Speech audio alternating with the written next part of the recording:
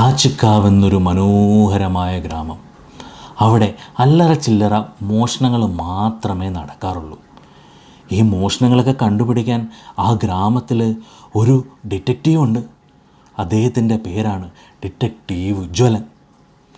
ഇത്രമാത്രം കേസുകളൊക്കെ കണ്ടുപിടിക്കുന്ന ഡിറ്റക്റ്റീവ് ഉജ്ജ്വലൻ അപാര ധൈര്യശാലിയാണ്.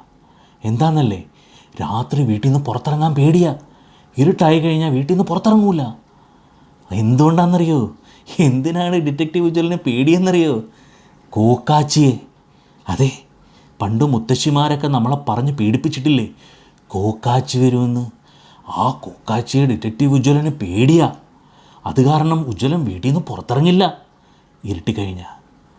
അങ്ങനെ ഇരിക്കുന്ന ആ നാട്ടിൽ രാത്രികളിൽ ഒരുപാട് കൊലപാതകങ്ങൾ നടക്കുന്നു. ഇത് തെളിയിക്കുക എന്നുള്ളത് ഡിറ്റക്റ്റീവ് ഉജ്ജ്വലൻ്റെ അഭിമാനത്തിൻ്റെ പ്രശ്നമാണ്. ഇത് ഡിറ്റക്റ്റീവ് ഉജ്ജ്വലന് സാധിക്കുമോ?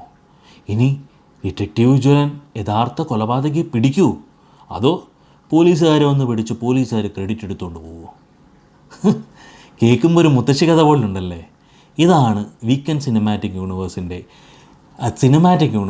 രണ്ടാമത് വന്ന ഡിറ്റക്റ്റീവ് ഉജ്ജ്വലൻ എന്ന സിനിമയുടെ യഥാർത്ഥ കഥ. മനസ്സിലായ? ഞാൻ പറഞ്ഞു വരുന്നത് ധ്യാൻ ശ്രീനിവാസൻ 2.0 എന്ന പേരിൽ വന്ന ഡിറ്റക്റ്റീവ് ഉജ്ജ്വലൻ എന്ന സിനിമയെക്കുറിച്ചുള്ള എൻ്റെ അഭിപ്രായമാണ് ഈ വീഡിയോയിലൂടെ നിങ്ങൾ കാണുന്നത്. അപ്പോൾ നമുക്ക് നേരെ സിനിമയുടെ വിശേഷങ്ങളിലേക്ക് പോകാം. സിനിമ സംവിധാനം ചെയ്തിരിക്കുന്നത് ഇന്ദ്രനീൽ ഗോപാലകൃഷ്ണനും രാഹുൽജിയും ചേർന്നിട്ടാണ്. കഥയും ഇന്ദ്രനീൽ ഗോപാലകൃഷ്ണൻ്റെയും രാഹുൽജിയുടെയാണ്. പ്രൊഡ്യൂസ് ചെയ്തിരിക്കുന്നത് സോഫിയ പോളാണ്.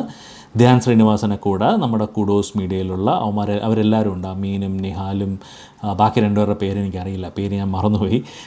അതുപോലെ നമ്മുടെ സിജു വിൽസൺ, അങ്ങനെ മറ്റേ കോട്ടയം നസീർ, അങ്ങനെ ഒരുപാട് ആൾക്കാർ ഈ ഒരു സിനിമയിൽ അഭിനയിക്കുന്നുണ്ട്. ഇത് സിനിമാറ്റോഗ്രാഫി ചെയ്തിരിക്കുന്നത് പ്രേം കൃഷ്ണ അക്കാട്ടും ശ്രായന്തി ഹരിചന്ദ്രനും ചേർന്നിട്ടാണ്. ചമൻ ചാക്കോയാണ് സിനിമ എഡിറ്റ് ചെയ്തിരിക്കുന്നത്. മ്യൂസിക് ചെയ്തിരിക്കുന്നത് ആർസിയും സിബി മാത്യു അലക്സുമാണ് മ്യൂസിക് ചെയ്തിരിക്കുന്നത്. ഇതുവർ വീക്കെൻഡ് സിനിമാറ്റിക് യൂണിവേഴ്സ് എന്ന പേരിൽ ഒരു മൂന്ന് സിനിമയുടെ ഒരു സിനിമാറ്റിക് യൂണിവേഴ്സ് വീക്കെൻഡ് സിനിമാസ് അല്ലെങ്കിൽ വീക്കെൻഡ് ബ്ലോക്ക് ബസ്റ്റേഴ്സ് ചെയ്യുകയാണ്. അതിൽ ആദ്യത്തേതായിരുന്നു നമ്മുടെ മിന്നൽ മുരളി എന്ന് പറയുന്നത്. അതിനുശേഷം രണ്ടാമതായിട്ട് വന്ന സിനിമയാണ് ഡിറ്റക്റ്റീവ് ഉജ്ജ്വലൻ എന്ന് പറയുന്നത്. ആ ഡിറ്റക്റ്റീവ് ഉജ്ജ്വലൻ അത് മിന്നൽ മുരളിയുടെ അതേ ടൈം പീരീഡിൽ നടക്കുന്ന, അല്ലെങ്കിൽ ആ ഒരു പീരീഡ് കഴിഞ്ഞിട്ട് നടക്കുന്ന ഒരു സംഭവമായിട്ടാണ് ഈ ഒരു സിനിമയിൽ പറയുന്നത്. അത് പ്രത്യക്ഷമായിട്ട് അവരൊരു ലിങ്കോ കാര്യങ്ങളോ ഒന്നും കൊടുത്തിട്ടില്ല. എന്നാൽ ഒന്ന് രണ്ട് സീൻസ് ഇവർ ലിങ്ക് ചെയ്ത് കാണിച്ചിട്ടുണ്ട്. അല്ലാതെ പ്രത്യേകിച്ച് വേറൊന്നും വന്നിട്ടില്ല. പക്ഷേ ഇതിൻ്റെ എൻഡിൽ അടുത്ത സിനിമയുടെ, അതായത് വീക്കെൻഡ് സിനിമാറ്റിക് യൂണിവേഴ്സിലുള്ള നെക്സ്റ്റ് ഫിലിം, അടുത്ത സിനിമയുടെ ഒരു ടീസർ കാണിച്ചിരുന്നു. അത് കിടിലമായിരുന്നു കേട്ടോ, പറയാതിരിക്കാൻ പറ്റില്ല, അത് കിടിലമായിരുന്നു. പിന്നെ സിനിമയിലേക്ക് വരുവാണെന്നുണ്ടെങ്കിൽ ധ്യാൻ ശ്രീനിവാസൻ 2.0, അതായത് എല്ലാ ആഴ്ചയും സിനിമ ഇറക്കുന്ന ഒരു മലയാള സിനിമയുടെ ഒരു പ്രധാന താരമാണ് ധ്യാൻ ശ്രീനിവാസൻ എന്ന് പറയുന്നത്.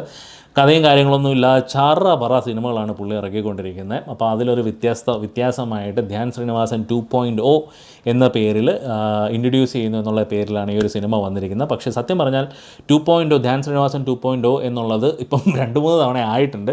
ഇതിനു മുന്നേ നമ്മുടെ വർഷങ്ങൾക്ക് ശേഷം സിനിമ വന്നപ്പോഴും അദ്ദേഹം പുതിയൊരു ധ്യാൻ ശ്രീനിവാസനായിരിക്കും നിങ്ങൾക്ക് സിനിമയിൽ കാണാൻ കഴിയുക എന്ന് പറഞ്ഞിട്ട് അത്യാവശ്യം നല്ല രീതിയിൽ അദ്ദേഹം പെർഫോം ചെയ്തു.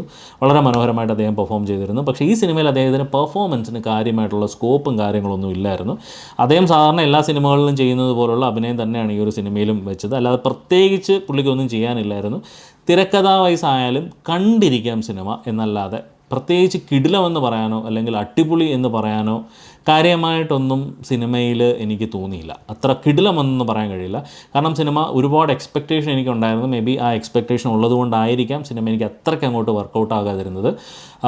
എന്നാലും കുഴപ്പമില്ല, തരക്കേടില്ലാതെ കണ്ടിരിക്കാൻ പറ്റും. പ്രത്യേകിച്ചും അമീനും കൂട്ടരും ഒക്കെ കുഡോസ് മീഡിയയിലുള്ളവരെല്ലാവരും ഉള്ളപ്പോൾ ഞാൻ കുറച്ചും കൂടെ കോമഡിയും കാര്യങ്ങളൊക്കെ പ്രതീക്ഷിച്ചു. സത്യം പറഞ്ഞാൽ കാര്യമായിട്ട് കോമഡിയും ഒരു സീൻ പോലും അത്ര ചിരിക്കാനുള്ളതായിട്ടുള്ള സീൻസും കാര്യങ്ങളൊന്നും എനിക്ക് അത്രയ്ക്കും ഫീൽ ചെയ്തില്ല. അവരെല്ലാം അത്രമാത്രം യൂട്ടിലൈസ് ചെയ്തിട്ടുണ്ടോ എന്ന് ചോദിച്ചു കഴിഞ്ഞാൽ അത്രമാത്രം യൂട്ടിലൈസ് ചെയ്തിട്ടില്ല എന്ന് വേണമെങ്കിൽ പറയാം. പ്രത്യേകിച്ച് എടുത്ത് പറയാനായിട്ട് സിനിമയ്ക്കകത്തൊന്നുമില്ല, കാര്യമായിട്ടുള്ള കാര്യങ്ങളൊന്നും സിനിമയ്ക്കകത്തില്ല.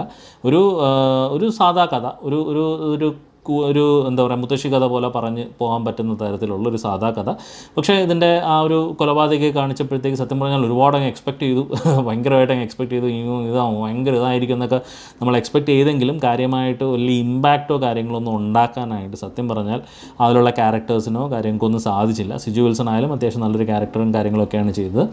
എന്നാലും ഓവറോൾ ജസ്റ്റ് ഒരു വാച്ചബിൾ മൂവി ആയിട്ടാണ് എനിക്ക് ഫീൽ ചെയ്തത്. സിനിമ OTT സ്ട്രീം ചെയ്യുന്നുണ്ട്, അപ്പം നിങ്ങൾക്ക് സിനിമ കാണാം. കണ്ട് തീരെ മോശമൊന്നുമല്ല. ഡാൻസ് സ്ഥിരം ഇറങ്ങുന്ന പടക്കം സിനിമകളൊക്കെ അപേക്ഷിച്ച് ഇത് കുറച്ചും കൂടെ ഭേദപ്പെട്ട ഒരു സിനിമയാണ്. അതുകൊണ്ട് നിങ്ങൾക്ക് OTT സിനിമ സ്ട്രീം ചെയ്യുന്നുണ്ട്. അപ്പം ധൈര്യമായിട്ട് സിനിമ OTT കാണുക. കണ്ടതിന് ശേഷം നിങ്ങൾക്ക് എന്തെങ്കിലും മറിച്ച് അഭിപ്രായമുണ്ടെങ്കിൽ ആ അഭിപ്രായം വീഡിയോയുടെ കമൻ്റായിട്ടൊന്ന് രേഖപ്പെടുത്തുക. അപ്പം മറ്റൊരു സിനിമയുടെ വിശേഷവുമായിട്ട് നമുക്ക് വീണ്ടും കാണാം. അതുവരേക്കും ബൈ ബൈ.